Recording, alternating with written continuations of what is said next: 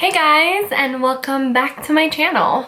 I'm back for a video that I never really thought that I'd be filming. I never thought I'd even be talking to anybody on the internet about this. This is very personal, so just bear with me. This is very hard for me to talk about. So as you can see by the title, we're going to talk about my cancer story and basically how I developed a tumor and how much I want to share my story. I'm not a crier. But this really sucked. It was a very difficult time for me, and I feel like my story can help somebody out there, so I'm going to share it because of that reason. I'm not trying to have any kind of pity. I don't want any kind of, you know, attention in that way. I really just think that this could help somebody out there because I've talked about this to other women and have gotten crazy results talking to them about this and realizing that people don't know how important it is to take care of your personal health. And there are so many things that you as a woman probably neglect, and my job here is just to remind you not to do that because you don't want to be in my shoes. And what happened to me sucked, but luckily I feel very blessed, and I feel very fortunate to be here telling you the story because I'm okay. And I hope that I'm still okay for the rest of my life. So let's just get started. So about 2 years ago, I went in for my annual PAP. So if you're, you know, probably over the age of 18, depending on where you live in the world, you probably have gotten a pap smear. You're supposed to get one as soon as you're sexually active, and I urge women out there to go get pap smears, and my story is going to remind you why you need to do that. Go get your pap smears. Ladies, don't delay this. Don't put it off. I went on, and I've always been very good about taking care of myself in that aspect. So I went in for my annual pap smear. I had just gotten one the year before, so it was no problem. You know, my pap smears had always been normal. So I went in, got my pap, and the doctor called me about 2 weeks later and said he wanted me to come in to go over the results. And he explained to me that it had come back with mild cell changes. So when they do a pap smear, they get a little swab of your cervix. And in your cervix, in your cervical wall, there are cells everywhere. So he just looks in there and kind of throws, well actually, I don't know, yeah. I guess you could say that. He just throws some kind of liquid that kind of helps all of the cells appear very clear in his microscope. And then he goes in and just takes a little swab of things just to kind of look at it and just see what's going on there, if there's anything that's worrisome, which a lot of times cervical health isn't something that necessarily kind of jumps out at you. You're not going to have a lot of symptoms if something is wrong with your cervix a lot of times, unless you are very far into your cancer or your tumor or whatever it is, right? So a lot of people don't have symptoms, so that's why you forget that you need to go get your cervix checked. But anyway, I got my pap smear, and this time it came back abnormal, like I said. He explained to me that the cells had changed a little bit. It was very mild cell changes. And they kind of grade these cell changes between low grade and high grade. So low grade lesions or low grade cell changes are cell changes that are very minor. They are typically not very worried about them, but they like to monitor them. And of course, high grade changes show that something significant is going on in your cervical walls and in your cervical health, right? So I went, and mine had come back as like a low grade lesion. He explained to me, this is very normal. You're in your 20s. This happens a lot. So I'm just gonna tell you to come back so we can get a little biopsy done, and we're just gonna take a little piece out just to see, you know, what's going on there, just make sure that everything looks good. So I remember I came back, and the actual process of the biopsy is called a colposcopy. It's kind of a weird word, colposcopy. So they go in with this like microphone. I'm really nervous to film this video because this is a very uncomfortable thing for me to talk about, but I'm pushing through, guys.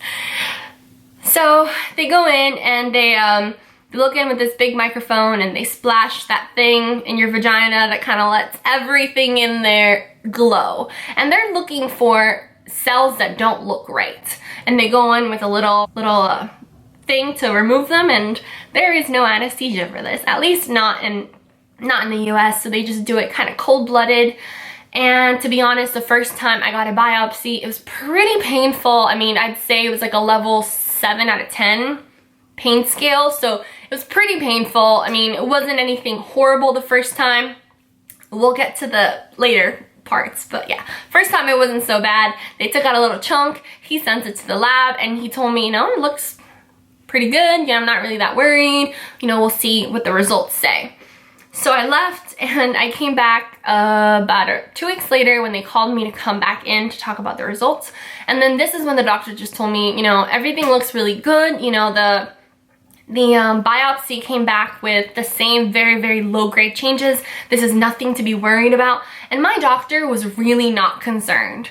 He was very, I mean, also my doctor, my gynecologist, has always been a very happy-go-lucky kind of guy, very optimistic, very, you know, you're young, you're good, you're healthy, you're fine, you know, so he wasn't very concerned about it. He told me, you know, this happens all the time. We'll just monitor it, come back every 4 months, and we'll do another PAP. And if we need to do a biopsy, we will, but a lot of times your body kind of gets rid of the abnormal cells on its own and starts to generate good cells, so you're good. So I just want to mention really quick too that something that I didn't know was making my situation worse was that I was on birth control.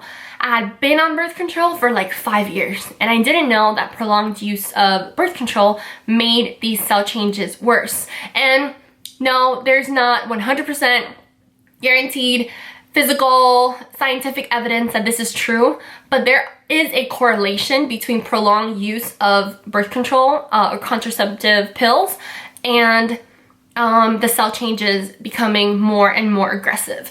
So because of that, I just want to mention this because I didn't know this and I didn't find this out until very, very late in the game.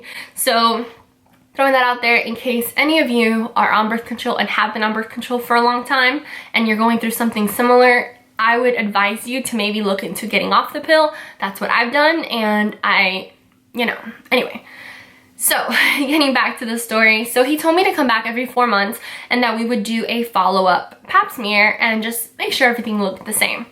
So I went back 4 months later, got a pap, and then that came back as well mildly abnormal, but again, he told me this is gonna take like a year, you know, or so to really clear out of your system. Eventually your body will start producing the good cells. You know, don't worry about it. I'm not worried about it. You're good. So he very, very much just kind of tried to calm my nerves and reassure me that everything was fine. So I went back every 4 months. Again, the first time mildly abnormal again, and then I went back 4 months later and again, mildly abnormal again. And then I went back again another time, and this time they called me. So this is like a year and a half in to this whole ordeal of having abnormal paps. He calls me, and it wasn't him, it was a nurse obviously, but the nurse calls me and she says, hey, you know, I'm calling you because your pap came back and it's abnormal. And I said, yeah, you know, it happens every time. Nope, I was not fazed by what she said. And she said, no, it's more abnormal than usual. So we need you to come in. Can you come in tomorrow? And that right there just set something off in me. I don't know how to explain it, but I had a feeling that something was gonna be wrong with my pap smear. I don't know why, I just had this very, very like prophetic feeling in my heart that something was gonna go wrong with this pap smear. And sure enough, you know, she tells me, can you come in tomorrow? We really want to see you. The fact that they wanted to see me the next day definitely sent alarm bells in my head. I knew that something was wrong. So I made the plan so that I could be there the very next day. And this is when the doctor tells me, you know, the last pap smear that we did, you know, came back moderately abnormal. So it's not mild anymore, it's moderate. So I would like to do another biopsy just because we haven't done one in like a year and just want to rule things out, but I'm not worried about it. I'm sure it's totally fine. It's probably going to come back as Sin 1, which as I said before, is like low-grade cell changes. Really nothing to totally panic about. So he thought it was gonna come back Sin 1. He said maybe, like worst case, Sin 2, but like, I don't think so. Sin 2 is moderate cell changes, and then of course, Sin 3 would be high grade or, you know, severe cell changes. So he tells me he wants to do a biopsy, and when I went back to get these results, I didn't expect him to want to do the biopsy right then and there, but he did. So this biopsy was so traumatic for me. I remember when he went in and got a good look at the cervix and stuff. I mean, this is kind of TMI, but I don't care because this is important for the story. He was telling me, you know, your cervix is very inflamed. It is very inflamed. It is very irritated. So this is gonna hurt you. And when he went to go pick at the portion of my cervix that he wanted to pick at, my cervix just like contracted, and he tried to keep picking at it, and I was crying on that table. I mean, I was just yelling, you know, there was just tears running down my eyes, and I had nobody with me because I didn't know that this was gonna happen. And it was such a painful process, and I had no idea that it was gonna be that bad because I had had one before. It was never that painful. So again, this kind of just set another alarm in my head that I thought, you know, it wasn't this bad last time, so the fact that it is now just makes me think that something is really wrong with me. So again, did the whole biopsy. He told me, again, he was like, you know, I'm not really worried, you know, I'm pretty sure, again, this is gonna come back okay. So about a week goes by, and again, the doctor's office calls me. It's never a good sign, never a good sign. So this time, the doctor's office calls me, and the nurse says, hey, can you come in tomorrow morning, like first thing, like 8 a.m.? And of course, I'm panicking, because I'm like, well, that's not good. And I tried to get information out of her, but she wasn't allowed to tell me anything. So I just had to make my plans to come in the next day. And again, I'm very independent with a lot of these things, so I didn't want to go with anybody. I just wanted to go by myself. So I did. And then at this point, the doctor tells me, you know, the problem is that it looks like your cells are actually like in Sin 2 and 3, which is moderate to severe cell changes. And he tells me this, and he looks shocked. He's telling me like, I would have never guessed this. Your cervix doesn't look like that level of bad. I didn't think it was gonna be that bad. I'm honestly shocked. But because at this point, you know, your cells have been changing for over a year, I think we need to do something drastic. And he suggested that we do a cone biopsy. That's definitely not what I wanted to do. If you don't know what a cone biopsy is, it is where basically where they put you to sleep, and then they go in with a knife, and they basically carve out a cone shaped piece of your cervix out. So I literally mean a cone. So this is your cervix, they go in, and then they just basically make the circle, and they go all the way in, make the, you know, cone, and then remove that out. That's quite a big chunk of your cervix that they're removing when they do that, and it sucks because of course when they go in and they do these kind of things to your body, you know that you're risking other things. That comes with the risk of scarring your cervix, making it more difficult for you to get pregnant, making it more difficult for you to stay pregnant, making it more difficult for you to deliver naturally. The more that they take out of your cervix, the more high risk you are during pregnancy, the less chances you have of giving birth naturally because your cervix can't withstand the weight of the pregnancy. This all comes with a lot of problems. And of course, I was panicking because I'm 26 years old.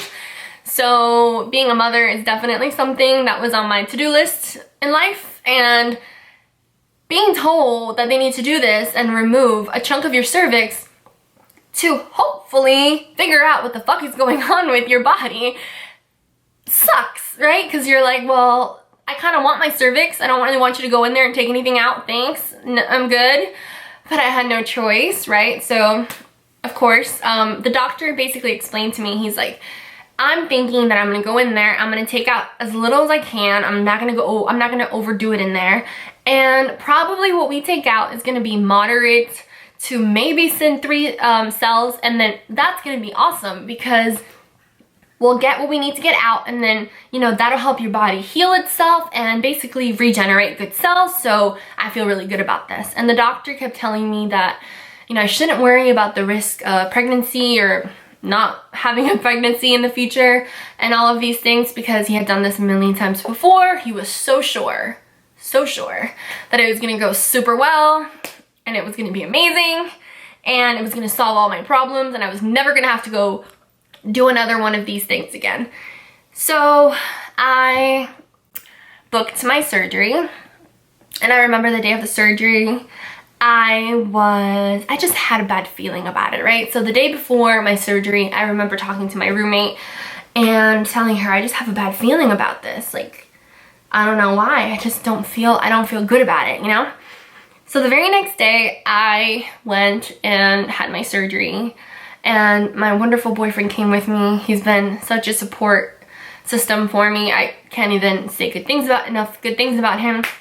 But I went in and you know, the doctor comes in and he tells me, you know, I'm gonna start drugging you and we're gonna get this thing on the road. It's a very, very short surgery. It doesn't take that long and it's not that risky. So it's not like, you know, you're gonna bleed out and stuff. I mean, very unlikely. So I wasn't very nervous about the actual procedure. I was just nervous about, you know, what is he gonna take out? Is it gonna be what he needs to take out? You know, what if it's not enough?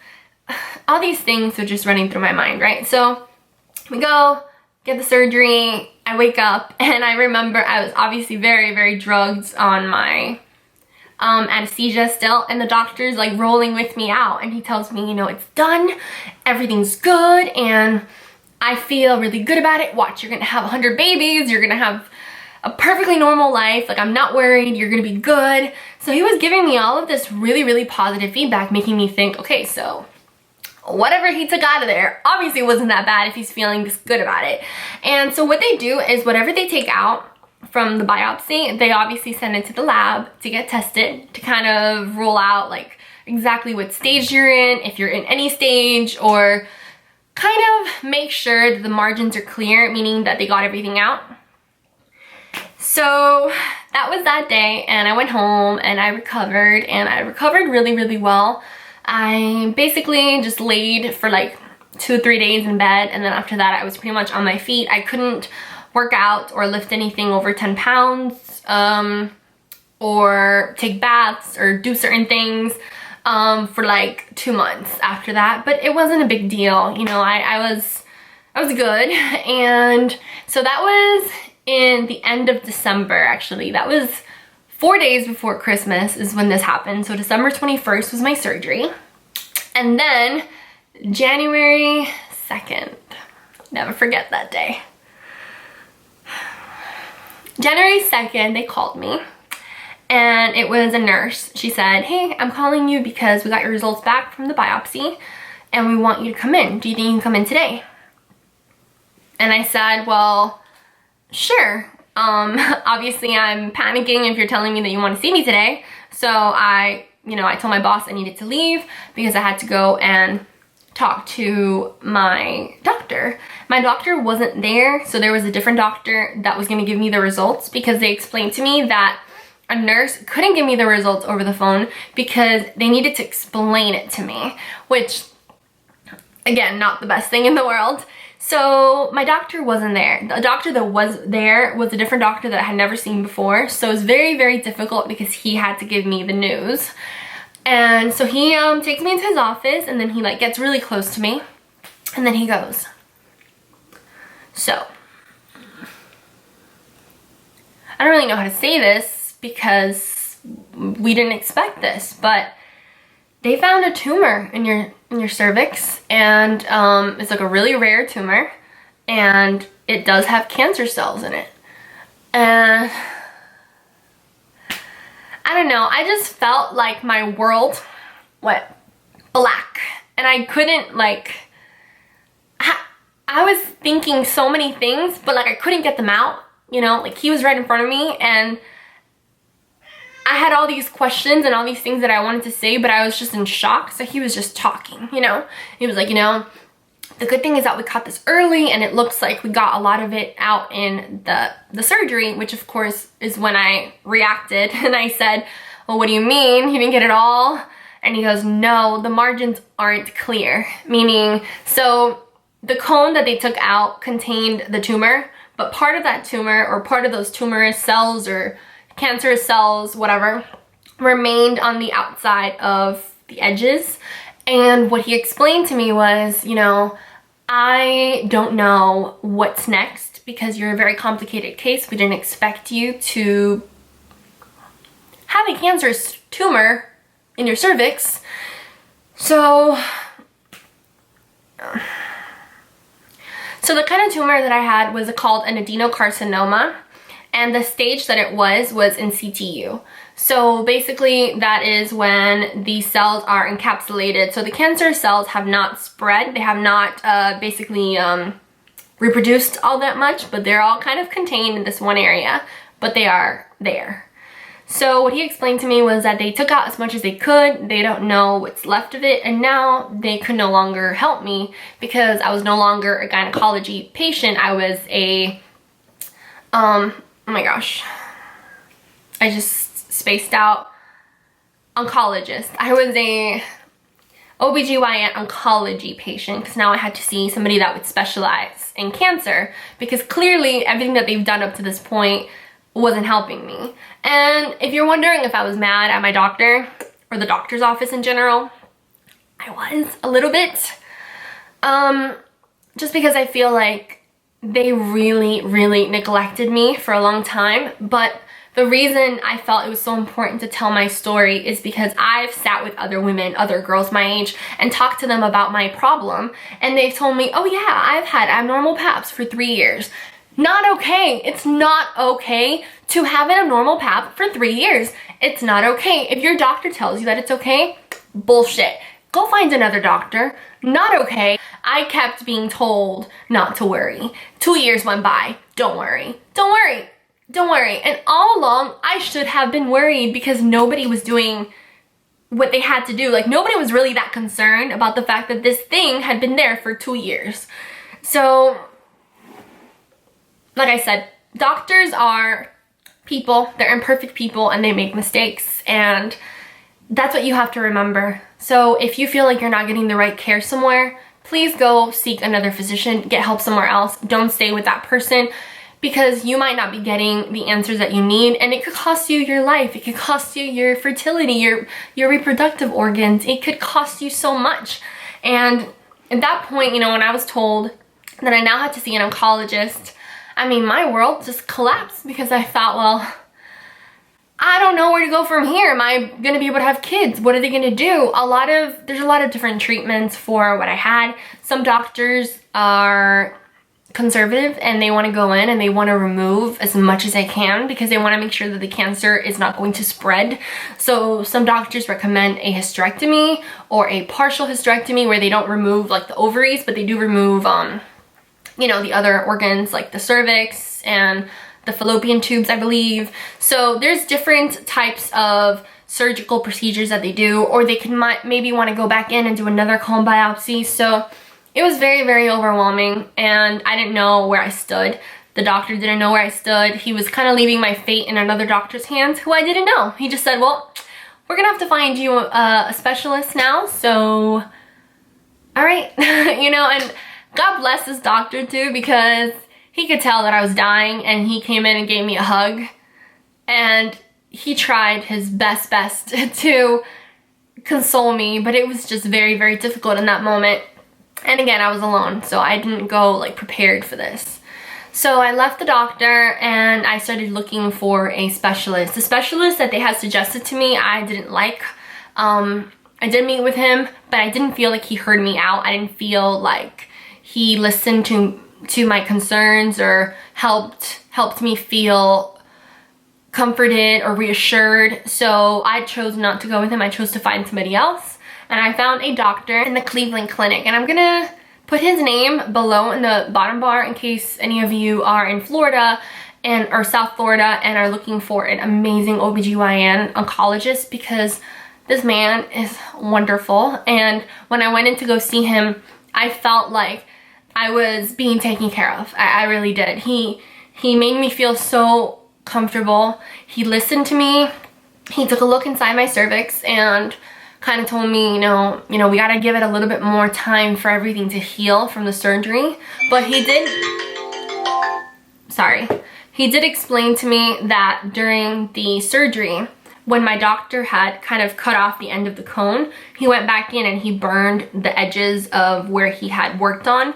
So he told me, I feel like because he went and burned the edges, there's a possibility that we burned the cells that were still in the precancer stage that were left behind, and that makes me feel good. So let's give it another month and then let's do another biopsy.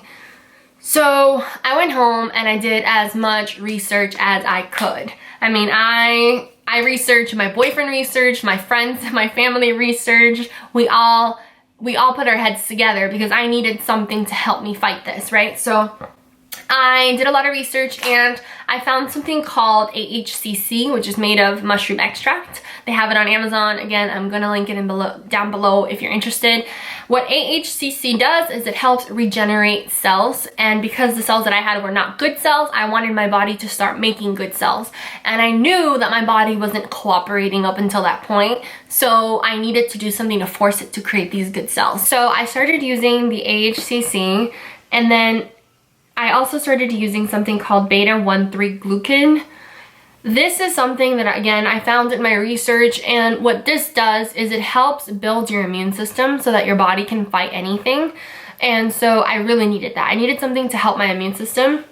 I knew that my immune system was a huge reason as to why I wasn't getting over this, and as to why my body wasn't helping me fight the cells that were impacting my cervix. So I got everything that I could, and I'm not saying that because it works for me, it's gonna clear up your problems, and I'm not saying that because I did it, it's going to be a replacement for treatment for cancer. I'm not saying any of that. I'm just saying that I was told I had to wait before I could do another biopsy. The doctor basically told me, I think we took out enough of the tumor that your body can regenerate the rest of the cells and kind of help itself heal. And so I was told that I was gonna wait, and I couldn't fathom sitting there and doing nothing for 2 months. So I found this, and this is what I started doing, and it made sense to me because anything that I could do to kind of help my body rebuild itself it just made me feel better. So I did that, and I also removed red meat from my diet because I knew that red meat is a carcinogenic, and if you didn't know that, now you know. It's definitely a carcinogenic, which means it can contribute to cancer, I can't speak, the production of cancer cells and tumors and all that stuff. So I removed red meat from my diet. I started taking AHHC, beta-1,3 GLUCAN, and then I went back in for my next pap smear at, I want to say this was at the very, very end of February, beginning of March. Around there is when I had my pap smear. So I went in, and the doctor told me, that I was healing really, really good, that I was basically almost all healed up, or that I think he said I was 100% healed, and that he was just gonna take a biopsy of my cervix and see what happens from there. But he explained to me that because the type of tumor that I had, an adenocarcinoma, these are rare types of cervical tumors, and they tend to be very sneaky, and they're more dangerous than some of the other carcinomas because they tend to travel up into the uterus and almost like skip. So this is your cervix. So an adenocarcinoma can create a tumor here and then almost like skip and then create another tumor and then skip and then create another tumor up into your uterus. So they tend to be very sneaky and hard to find. So because of that, he said, I want to get a biopsy of your uterus, and this is gonna hurt. And I was not mentally prepared for this, you guys, but the amount of pain that I underwent for this biopsy was atrocious. I mean, I felt like somebody was ripping off my insides. It was excruciating. I could not believe that they did that without anesthesia, but I understood that a human being can withstand it, so I understood that, but it was just awful pain. They went all the way in there, and I mean deep in there, and they took out a piece, and I was just crying bloody murder. I mean, I've never been in so much pain in my entire, and this is like a 10 out of 10 pain. Like, I've never had this much pain in my life. It was horrible. And then the doctor told me, you know, when it was all done, and I was bleeding, of course, and he explained to me that based on this biopsy, hopefully if it came back good, that he wouldn't have to go up into my uterus anymore, because this would basically rule out the possibility of a second tumor in my uterus. So that was that. And then about a week later, I got my results, and my results came back normal. My pap smear was normal, and my biopsy was normal. There were no cell changes in my biopsy, which is amazing. I never in a million years thought that that was going to be my result. I was almost positive that it was going to come back with like mild cell changes or moderate cell changes, which I was already like mentally prepared for. But when I got the results and they were no cell changes that were picked up on, I was just taken back, and I could not believe it. And I'm not saying that it means that I'm 100% cured, because I don't know that. I still need 2 more pap smears and biopsies to say that I am in the clear. I am still not considered in the clear. But to have such a good outcome on my first biopsy is amazing, and I have all the faith and hope in the world that the next 2 are going to be just as good, and that I am going to overcome this. I have so much faith, and I believe so much that this is gonna happen, and it has been such a journey. Yeah, so I really wanted to share my story because I am hopeful that by sharing it, it helps somebody out there that either has been negligent about their personal, you know, health, or that it reminds somebody to love their bodies more, or take care of their loved ones. Remind your loved ones, remind your moms, remind your sisters, your girlfriend, remind the people that you love in your life to go get their paps every single year, or as often as they need to, because it could save your life. If I wasn't on top of my health, and if I wasn't going regularly, if I had been negligent and not gone for a year or 2, I would not be here telling you this story. I would be telling you that I was probably, you know, missing all of my reproductive, you know, internal organs because I had to, because of my cancer. So the fact that I'm not is proof that you can do this too. And I just want to share that message with everybody out there. And I am grateful for all of you to hearing my very long story. I know this video is going to be very long, but I really appreciate all the love and all the support.